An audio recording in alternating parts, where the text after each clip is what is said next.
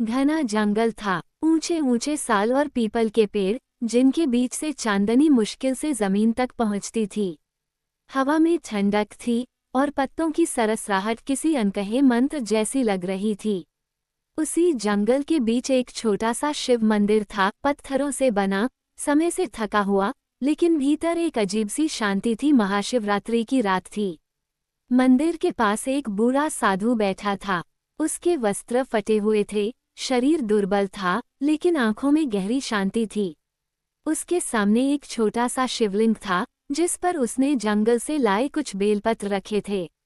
न दीपक था, न फूलों की माला, न कोई बड़ा अनुष्ठान। बस उसका कांपता हुआ स्वर, ओम नमः शिवाय, हर जप के साथ उसकी सांसें भारी हो रही थीं। कई दिनों से उसने कुछ खाया नहीं था, फिर भी वह रुका नहीं। उसके मन में एक ही भाव था, हे भोलेनाथ, आज की रात तुम्हारी है, मैं थक जाऊं तो भी मेरी भक्ति न थके। जंगल में उसी समय तेज हवा चलने लगी। बादल चांद को ढंकने लगे। मंदिर में अंधेरा गहराने लगा। साधु ने आंखें खोली, शिवलिंग को देखा और हल्की मुस्कान के साथ बोला, अंधेरा भी तो तुम्हारा ही रूप है बाबा। इतने में मंदिर की ओर एक और परछाई बढ़ी। एक युवा लकड़हारा था, जो रोज की तरह लकड़ी काटकर लौट रहा था। उसने इस उजड़े से मंदिर में रोशनी की हल्की झलक देखी और अंदर आया। साधु की हालत देखकर उसका दिल कांप उठा। बाबा, इस ठंड में, इस जंगल में, आप अकेले? साधु ने धीमे से कहा, अकेला नहीं हूँ बेटा, आज शिव मेरे साथ हैं। लकड़हारे की आंखें भर आईं। उसने अपनी गठरी खोली। उसमें थोड़ा सा सूखा चावल और एक लोटा पानी था। उसने सब साधु के सामने रख दिया।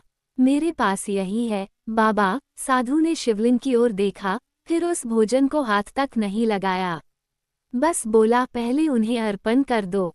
लकड़हारे ने कांपते हाथों से वह जल शिवलिंग पर चढ़ाया। चावल के कुछ दाने भी रख दिए। उसी पल हवा थम गई। जंगल एकदम शांत हो गया। लकड़हारे को लगा जैसे मंदिर में कोई अदृश्य उपस्थिति है। उसकी आंखों से आंसू बहने लगे, बिना वजह। साधु ने आंखें बंद की। उसके चेहरे पर अपार शांति थी। धीरे धीरे साधु का स्वर गूंजने लगा, जो भूखा रहकर भी दूसरों को अर्पण करता है, जो अकेले जंगल में भी विश्वास नहीं छोड़ता, उसी की रात महाशिवरात्रि बन जाती है। लकड़हारे ने आंखें खोली। साधु वहां नहीं था, सिर्फ शिवलिंग के पास एक हल्की सी चमक थी और बेलपत्र हरे भरे हो गए थे, जैसे अभी अभी बरसात हुई हो। लकड़हारा जमीन पर बैठ गया। उसके होठों से अनायास निकला, ओम नमः शिवाय। उस रात जंगल ने भी जागकर शिव की आराधना की थी। और उस लकड़हारे ने समझ लिया था, महाशिवरात्रि पूजा की नहीं, समर्पण की रात है। जहाँ भक्त सच्चा हो, वहीं भोलेनाथ प्रकट हो जाते हैं।